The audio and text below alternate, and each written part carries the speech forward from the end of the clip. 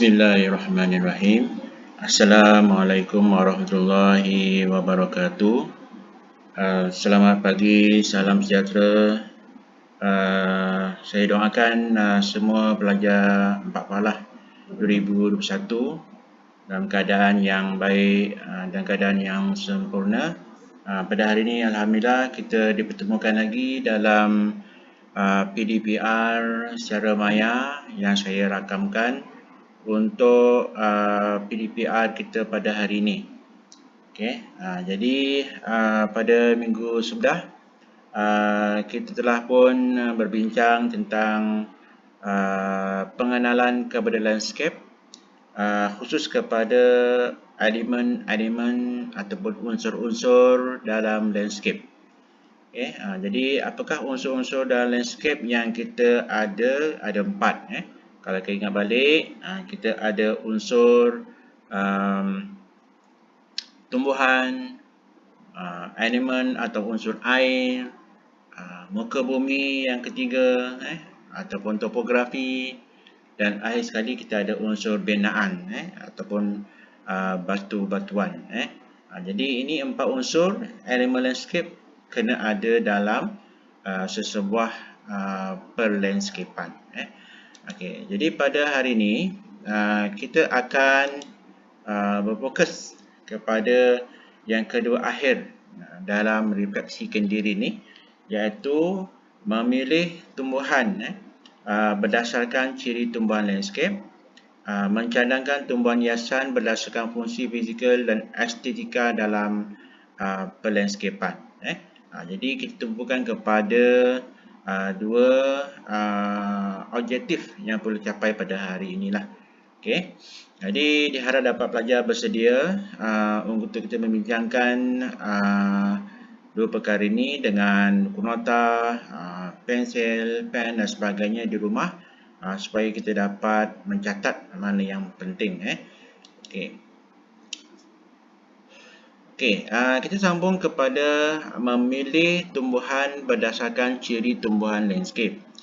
Jadi dalam amalan perlandscapan, kita kena membuat pilihan terhadap tumbuhan berdasarkan kepada beberapa perkara.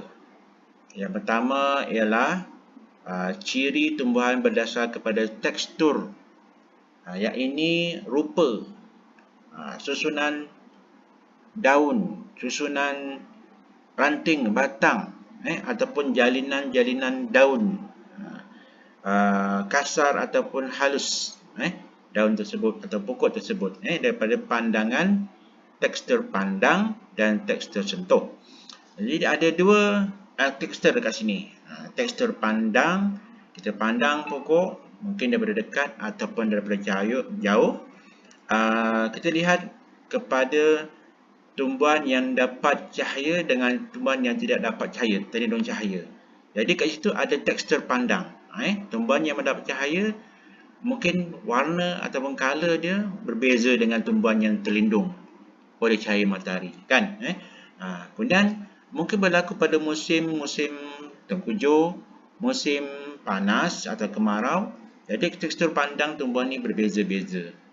Kat sini menunjukkan daya tarikan kepada kita untuk memilih tumbuhan dari segi sudut tekstur pandang. Okey. Yang kedua ialah tekstur sentuh. Tekstur sentuh ni ialah bagaimana pertumbuhan pokok tersebut. Batang dia ada yang lurus, ada yang bercabang-cabang, okey.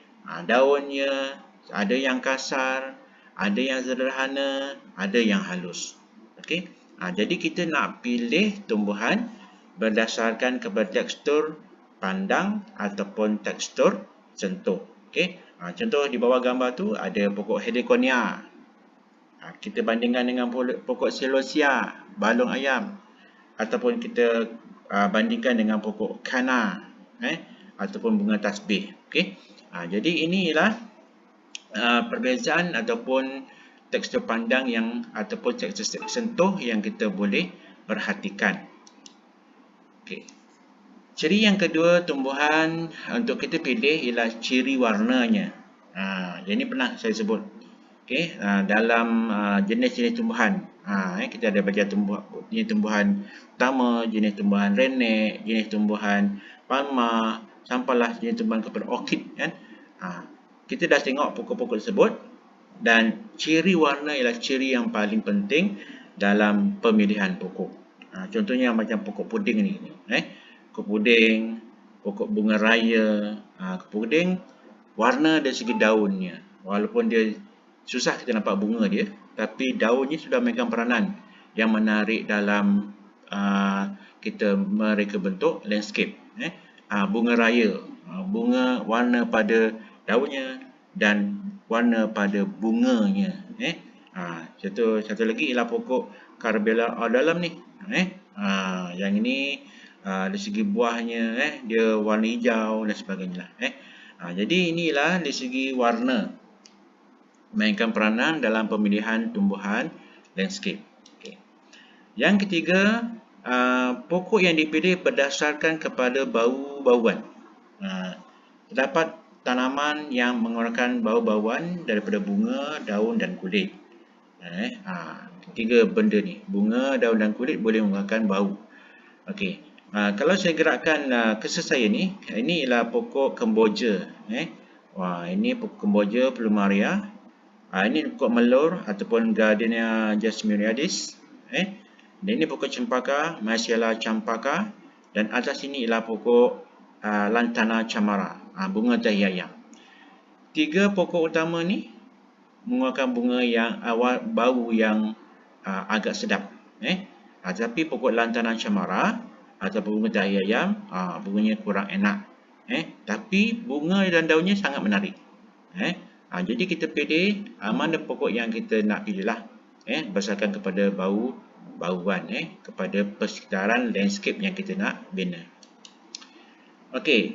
Ciri pemilihan tumbuhan seterusnya yang terakhir, dari segi bentuk pokok semula jadi. Macam mana pokok tadi dia jadi secara semula jadilah. Allah jadikan pokok ni berbentuk-bentuk. Subhanallah, berbagai bentuk tumbuhan yang Allah ciptakan untuk kita. Ada yang bulat, songsang, ada yang kon, ada yang bulat, ada yang bujur telur, ada yang mendatar, ada yang mengurai, ada yang memanjang, ada yang rampak. Ini semua pokok ni ada di dunia. Semua ni ada. Cuma kita nak tengok pada tumbuhan lah, jenis tumbuhan supaya kita dapat kenal apakah nama pokok-pokok tersebut berdasarkan bentuk.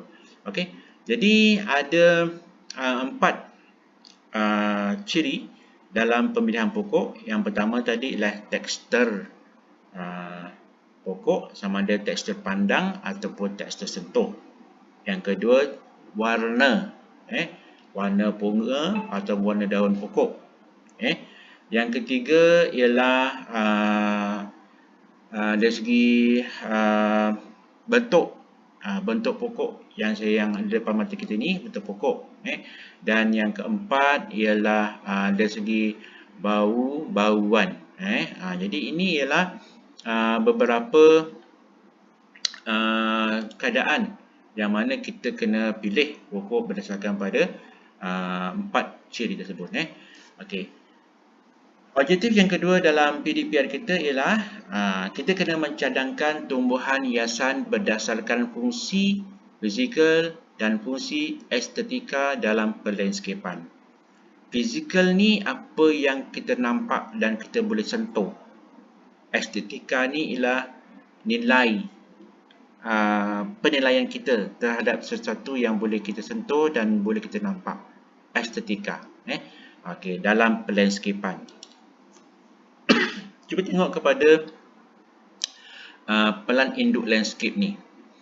Seorang arkitek landscape ataupun pereka bentuk landscape, dia memang mahir dalam melukis pelan induk landscape. Ini ialah pelan induk landscape.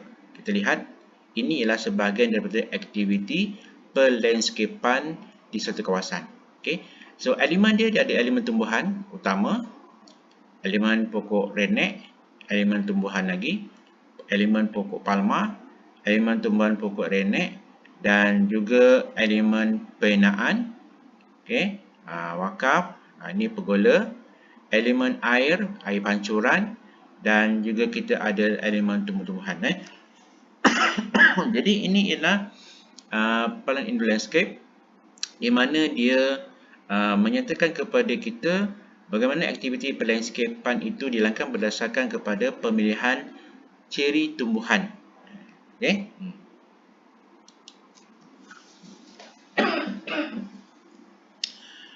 Jadi tumbuhan dari segi fungsi fizikal boleh kita fahamkan mengenai fungsinya untuk mengawal hakisan air.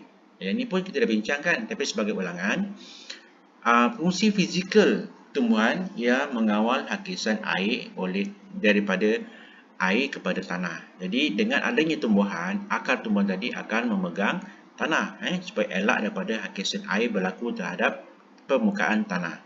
Okey. Yang kedua, meredakan iklim. Jadi meredakan iklim maknanya iklim setempat kita menjadi lebih stabil, sejuk jika ada tumbuhan di sekeliling kita, terutama rumput. Jadi dia dapat meredakan iklim. Okey, sebagai tirai, maksudnya tumbuh-tumbuhan ini kita boleh jadikan sebagai penghadang kepada pandangan tertentu. Contohnya kalau katalah sekolah ada asrama blok lelaki dengan blok perempuan kan. Jadi kita boleh tanam tumbuhan yang agak padat daunnya dan tinggi supaya dapat menghadang pemandangan sebagai tirai. Okey.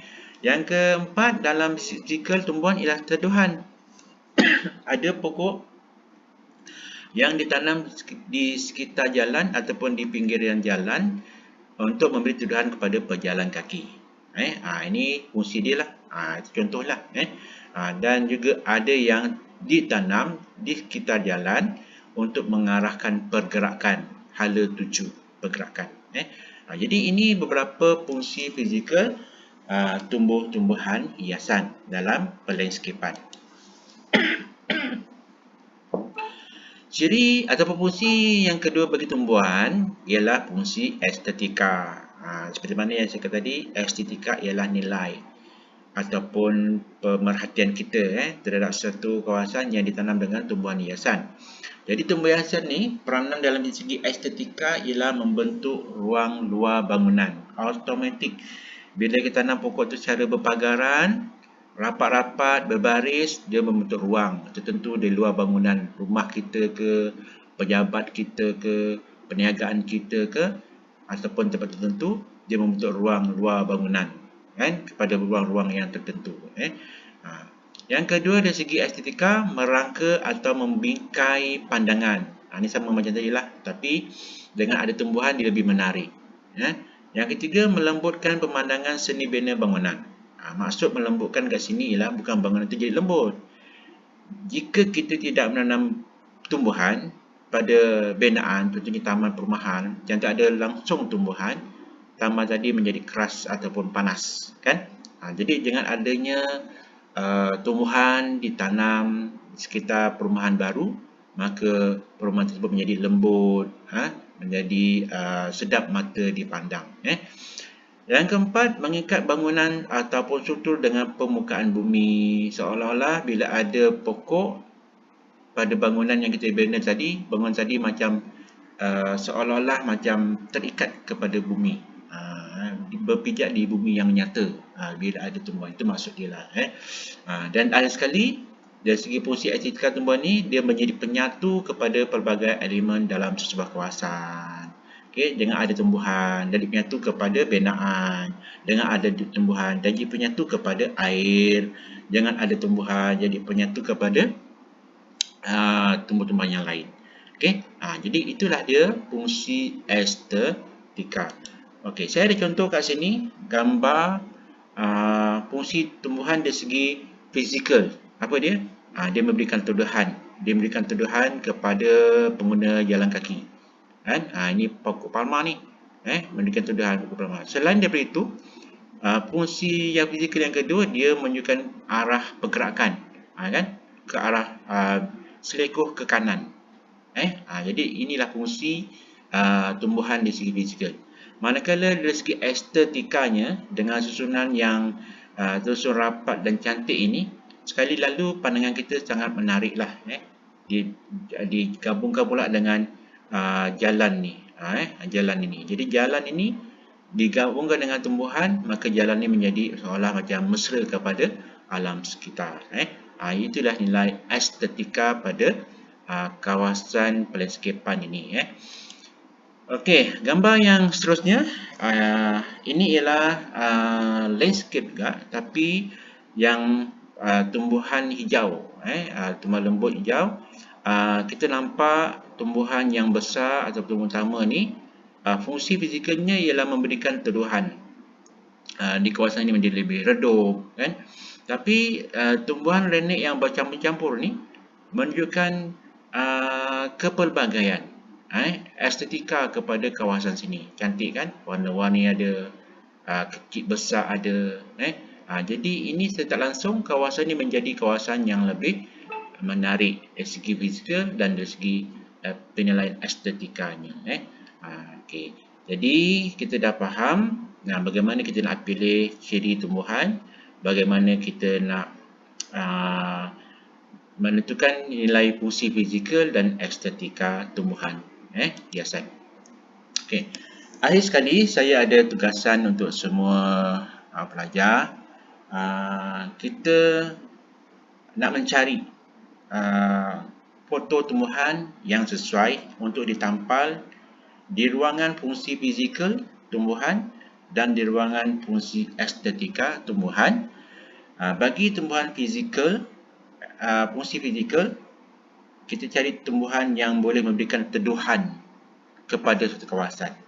Tampallah, cari pokok tadi, mungkin di internet, di Google, ataupun PowerPoint yang sebagi sebelum ini, cari gambarnya dan tampallah gambar tu di tempat ini. Jadi dia pukul nota lah. Okay. Dan sebelah kanan, estetika, cari pokok yang boleh membentuk ruang luar ataupun pokok yang boleh menjadikan pagaran. Ini especially khasnya kepada pokok renek. Pokok apa? Tak kisah, asalkan dia ialah yang boleh jadikan pagaran. Jadi kita boleh cari kesesuaian ini di internet ataupun PowerPoint yang saya dah bagi sebelum ini.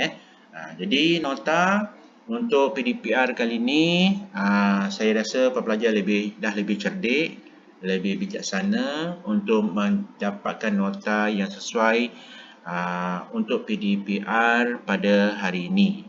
Jadi alhamdulillah kita telah pun capai objektif kita pada hari ini untuk memilih tumbuhan berdasarkan ciri-cirinya. Ada 4 ciri tadi, dan juga bagaimana kita nak mencadangkan tumbuhan berdasarkan pada fungsi fizikal dan juga berdasarkan pada fungsi estetika tumbuhan. Okey, alhamdulillah, sehingga berjumpa lagi. Pastikan anda membuat tugasan ini dan pastikan nota dalam keadaan kemas dan juga tersusun baik.